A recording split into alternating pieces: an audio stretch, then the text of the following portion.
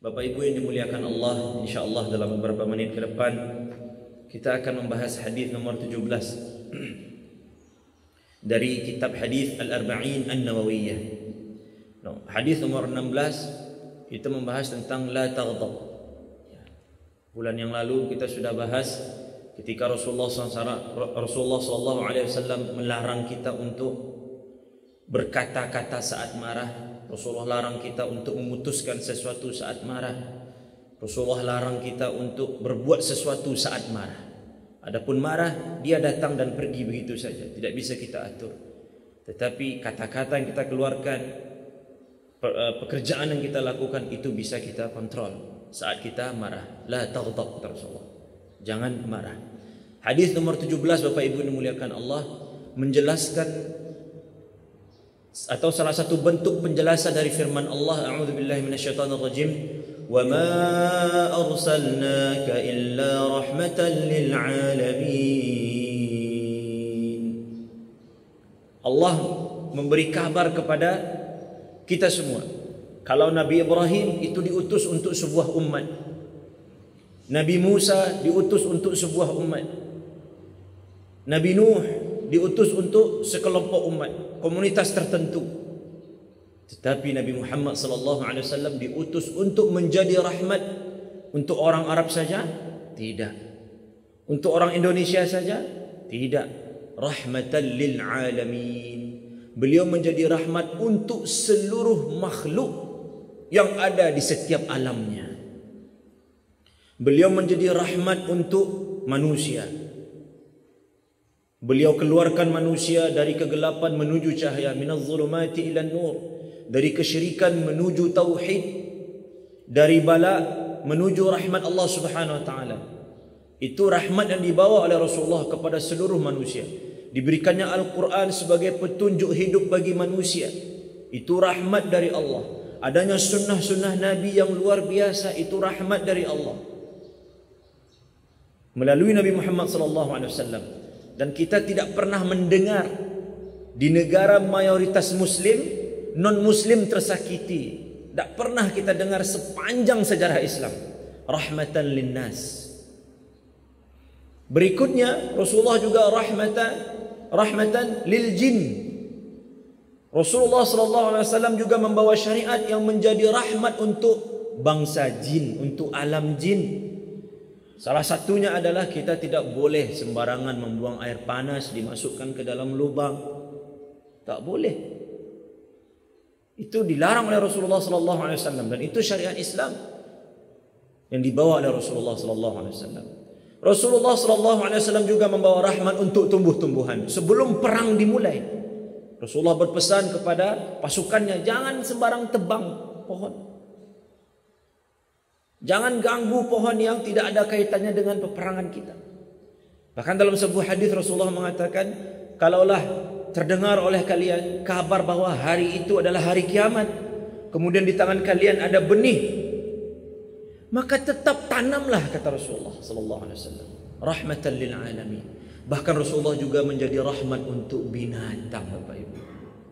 Dan itulah yang menjadi pembahasan kita pada hadis pagi ini. Bapak Ibu yang dimuliakan Allah Subhanahu wa taala, rahmatan lil alamin.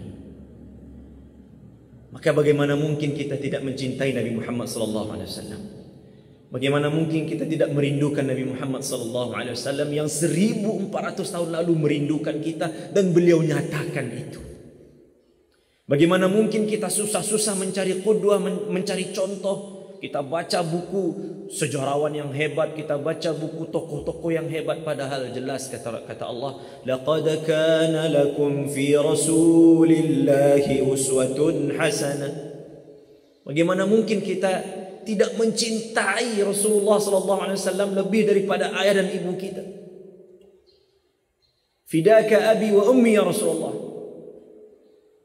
Ketika dikabari kepada Ali bin Abi Thalib bahwasannya ada sesuatu yang harus ditimpakan kepada Rasulullah SAW, di saat Rasulullah SAW mengatakan kepada para sahabat, barang siapa yang pernah aku zalimi, barang siapa yang pernah aku sakiti, ayo datang ke mimbar ini.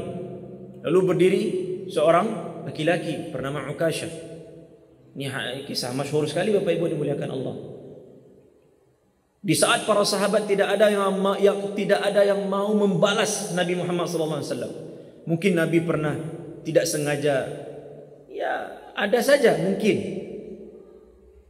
Ketika Nabi mengatakan barang siapa yang mau membalas perbuatanku yang mungkin buruk kepadanya, silahkan datang ke mimbar. Tidak ada sahabat yang mau membalas. Semua sahabat tertunduk menangis karena mereka tahu ini adalah aba-aba perpisahan. Tetapi berdirilah seorang Ukasyah.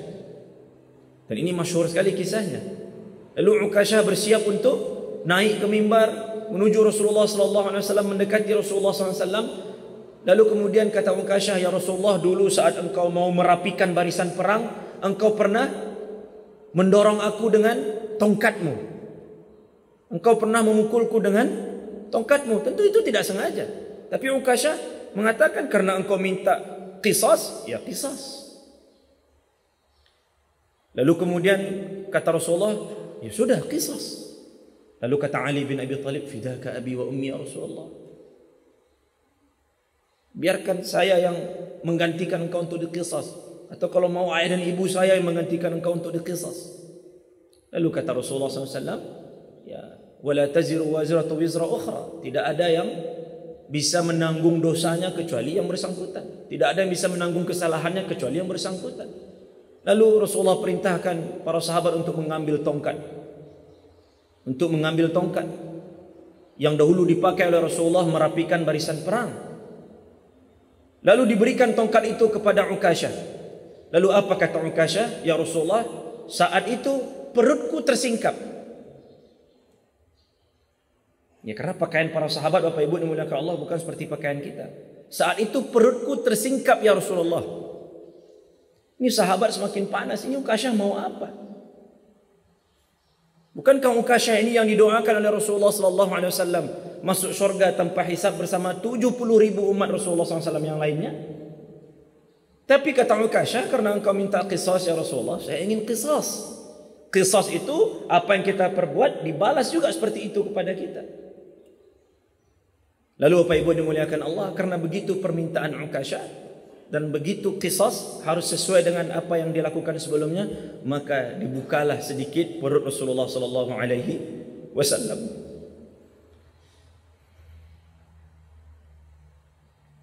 Kemudian Bapak Ibu dimuliakan Allah, Ukasyah mengangkat tongkatnya bersiap untuk memukul perut Rasulullah SAW. Lalu dia buang tongkatnya dan dia cium perut Rasulullah SAW. Dan dia mengatakan bahawa ya Rasulullah, saya tahu ini adalah salam perpisahan dan aku ingin menjadi orang terakhir yang menyentuh kulit engkau. Sallallahu alaihi wasallam. Bagaimana mungkin kita tidak mencintai Nabi Muhammad sallallahu alaihi wasallam karena beliau rahmatan lil alamin. Binatang saja Bapak Ibu dimuliakan Allah bangga saat ditunggangi oleh Rasulullah sallallahu alaihi wasallam. Ketika Rasulullah sallallahu alaihi wasallam berkhutbah yang biasanya Rasulullah menyandar ke sebuah batang kurma, tiba-tiba ada sahabat yang mengusulkan, ya Rasulullah, bagaimana kalau kami buatkan tempat khutbah yang lebih pas, yang lebih mantap? Kata Rasulullah, silakan. Lalu Jumat berikutnya Rasulullah berkhutbah di tempat khutbah atau mungkin mirip dengan mimbar atau yang sejenisnya yang dibuat oleh para sahabat.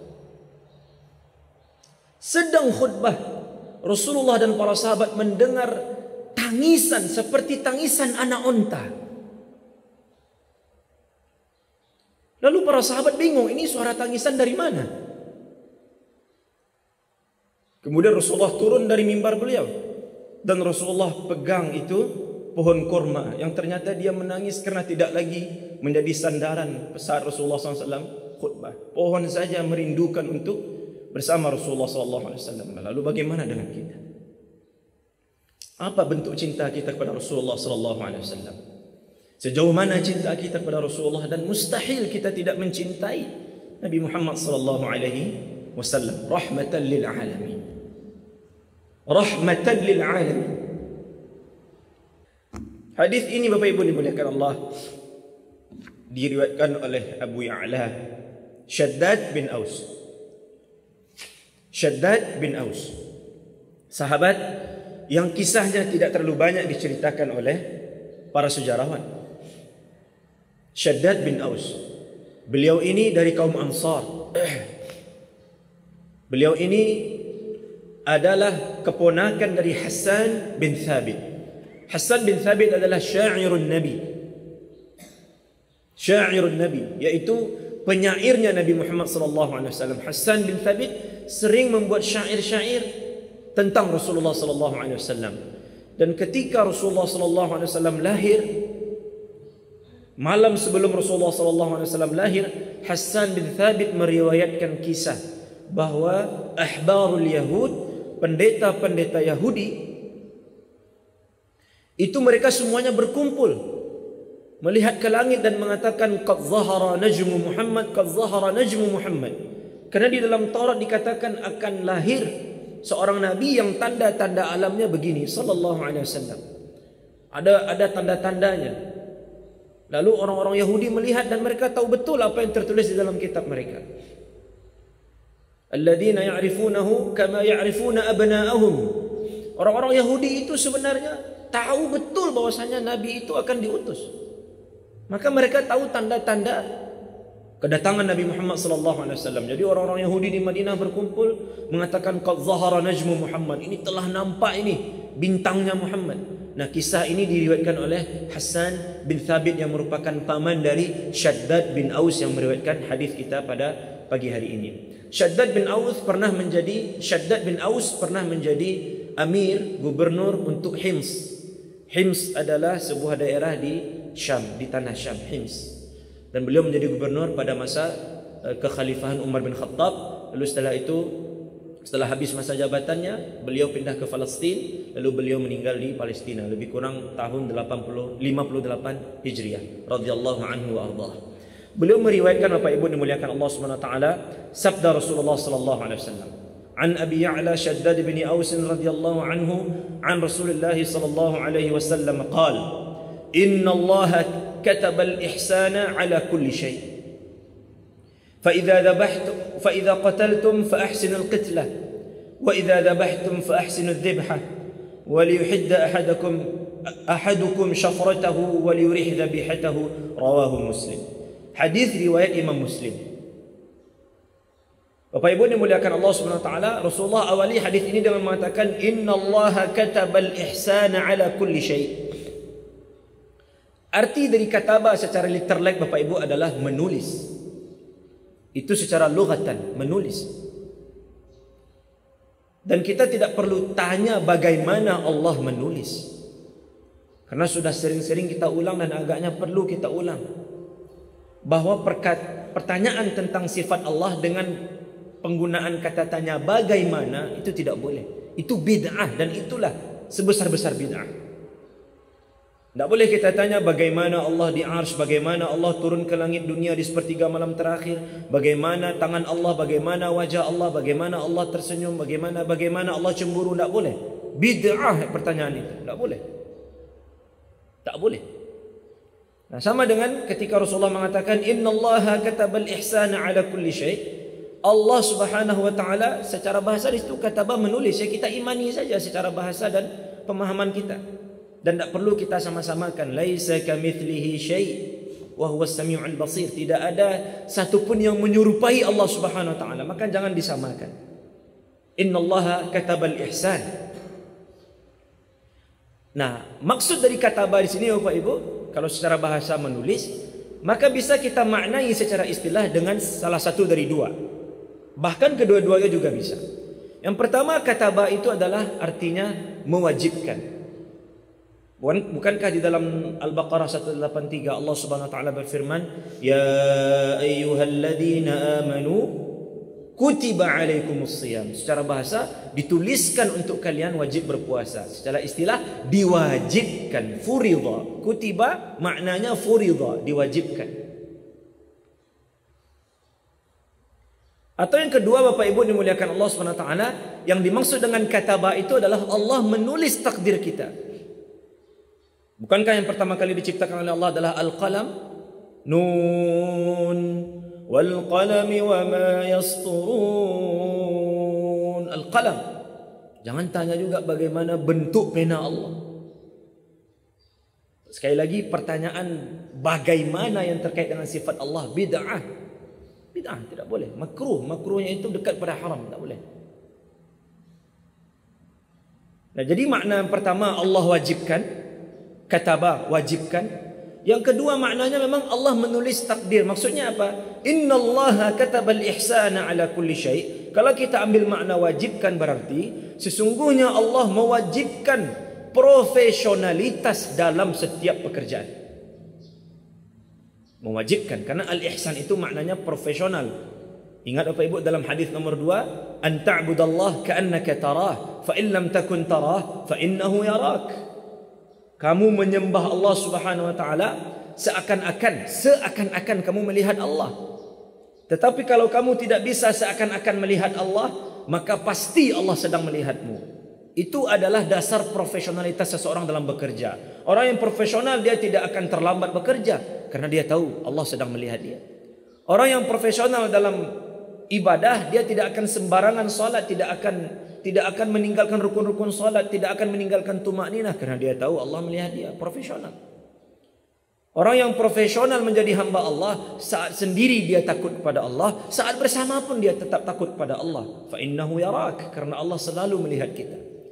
Jadi al-ihsan itu Bapak Ibu bisa kita maknai dengan profesional menjadi hamba Allah.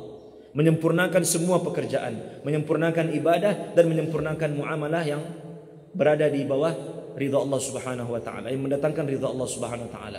Innallaha katabal ihsana ala kulli syai'. Kalau kita ambil makna kataba ini mewajibkan, maka maknanya adalah sesungguhnya Allah mewajibkan untuk profesional dalam setiap amal, apalagi ibadah. Atau yang kedua, kita ambil makna Allah menulis takdir. Maka kita maknai innallaha katabal ihsana ala kulli syai'. Maksudnya adalah dalam setiap takdir Allah pasti ada ihsan. Tidak mungkin Allah Subhanahu wa taala menulis takdir sembarangan. Pasti ada kebaikan di dalam setiap takdir kita, apapun itu.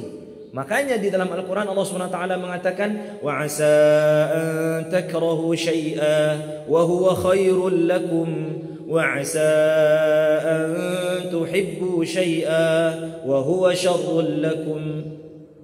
Kita tidak mengharapkan sesuatu, tapi Allah kasih juga itu sebagai takdir kita.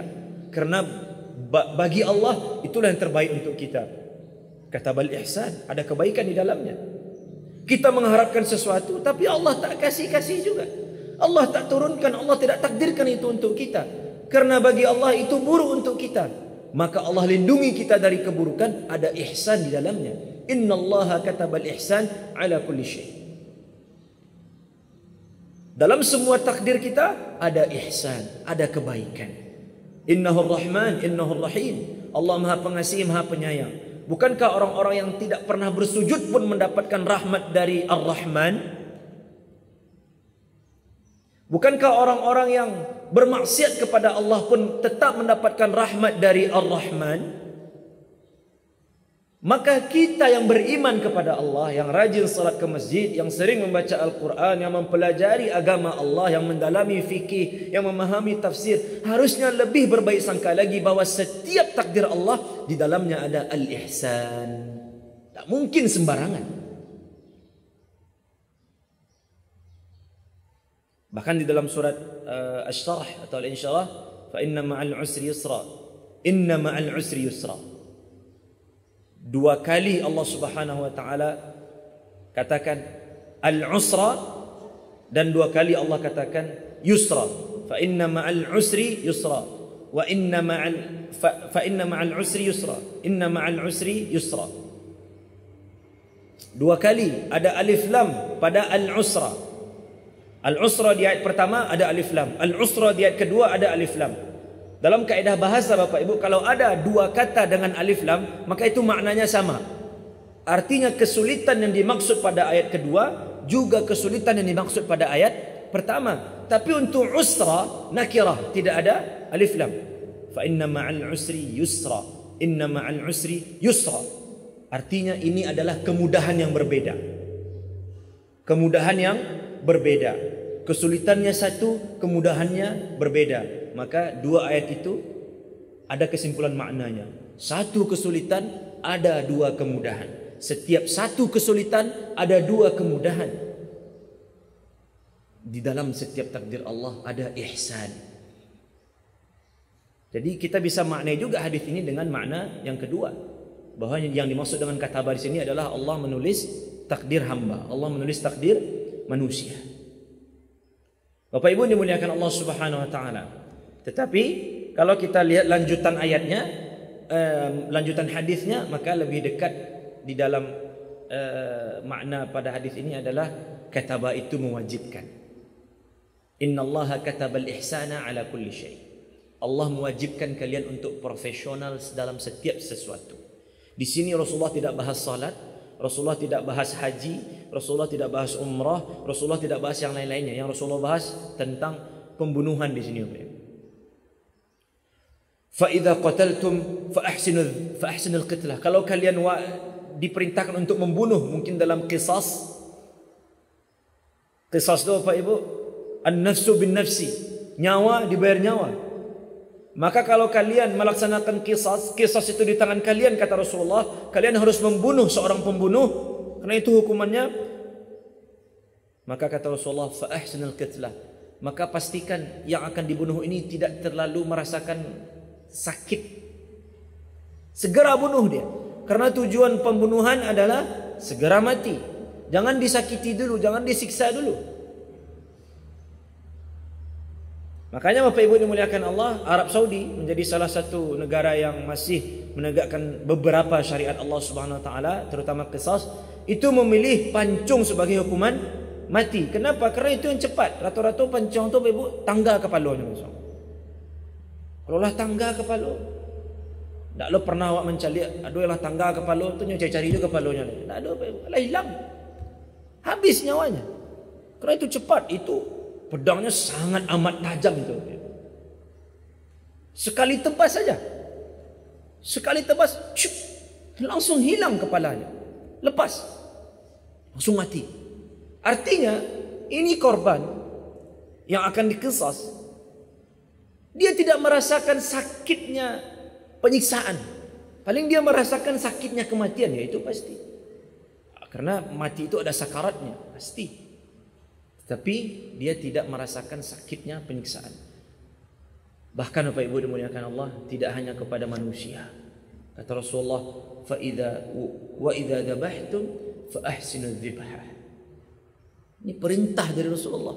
Karena Allah wajibkan berbuat baik dan profesional dalam segala sesuatu, maka kalau kalian menyembelih hewan, profesionallah dalam menyembelihnya. Bahkan detail lagi, ini tentang hewan Bapak Ibu. Jadi kalau ada orang yang menuduh Islam ini agama teroris, coba lihat hadis ini. Bukankah dalam penutup hadis kata Rasulullah, waliyuhidda ahadukum syafratah. Jadi di awal kata Rasulullah, kalau kalian mau menyembelih hewan, profesional lah. Dan salah satu bukti profesional saat menyembelih hewan kata Rasulullah adalah hendaklah seorang penyembelih itu menajamkan pisaunya. Rasulullah detail mengatakan itu. Ini hak siapa ini Bapak Ibu? Hak kerbau, hak sapi, hak onta, hak kambing. Atau mungkin kita memotong ayam, hak ayam. Berarti kalau ada orang yang dengan sengaja dia gunakan pisau yang tidak tajam untuk membunuh atau untuk menyembelih hewan, ada dosa di dalamnya. Bayangkan berdosa gara-gara binatang. Sallallahu alaihi wasallam. Dalam hadis lain Rasulullah SAW mengabari seorang perempuan masuk neraka gara-gara dia mengurung kucing, lalu dia tidak beri makan dan minum itu kucing. Masuk neraka. Kucing. Sallallahu alaihi wasallam. Jadi Bapak Ibu dimuliakan Allah Subhanahu wa taala, nah, para ulama mengambil hukum fikih di sini, ya, mengambil hikmah ketika Rasulullah SAW mengatakan hendaklah penyembelih itu menajamkan pisaunya atau apa yang awak pakailah, pisau kah, belati kah atau apapun itu. Para ulama mengatakan maka saat menajamkannya tidak boleh pula di depan binatang yang akan kita sembelih. Bahkan dari hadis ini juga para ulama mengambil faedah bahawa tidak boleh kita memotong binatang di depan binatang lain yang akan kita sembelih juga. Maka keliru Bapak Ibu dimuliakan Allah kalau ada kurban umpamanya 7 ekor, 10 ekor sapi lalu dibariskan.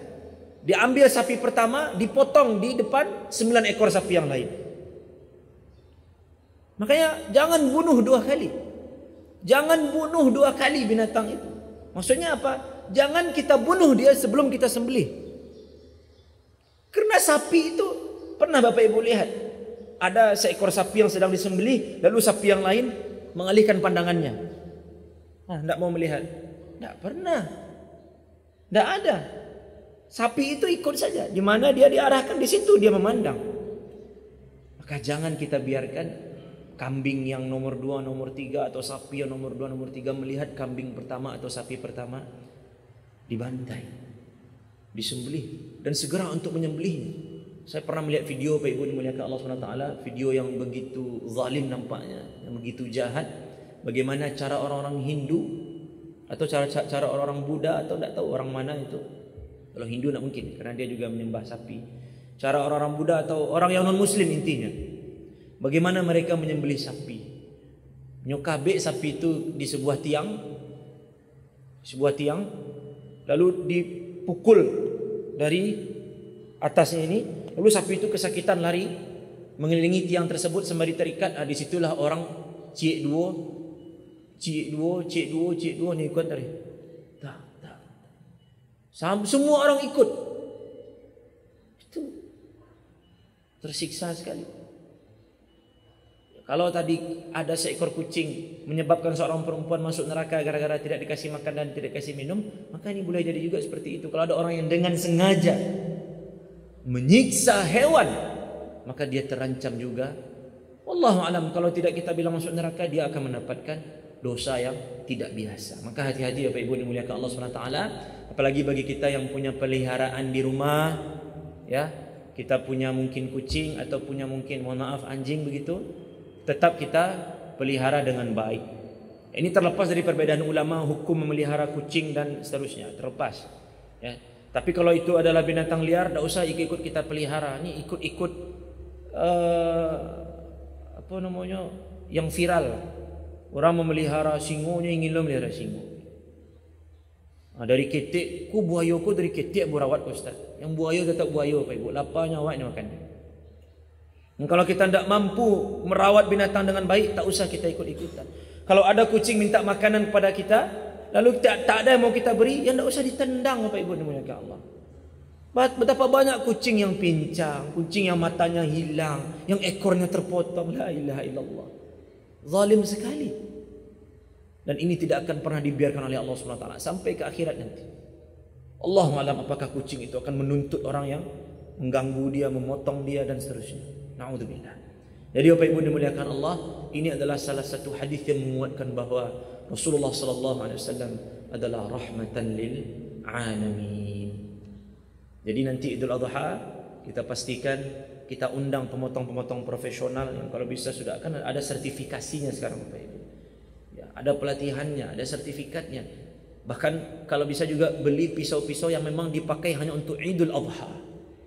Diasah 2-3 hari atau sehari sebelum Idul Adha diasah terus supaya memang walaupun binatang itu tujuannya diciptakan Allah untuk kita nikmati dagingnya, walaupun tujuannya memang untuk disembelih, tapi jangan kita semena-mena. Innallaha katabal ihsana ala kulli syai'.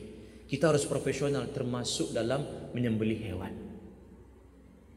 Inilah rahmatan lil alamin Bapak Ibu, dan saya tutup dengan kalau kepada hewan saja kita dituntut untuk berbuat baik, apalagi kepada istri Pak, apalagi kepada suami Ibu, apalagi kepada anak, apalagi kepada tetangga, apalagi kepada bawahan, apalagi kepada atasan, apalagi kepada mertua, apalagi kepada orang tua, terutama kepada sesama muslim.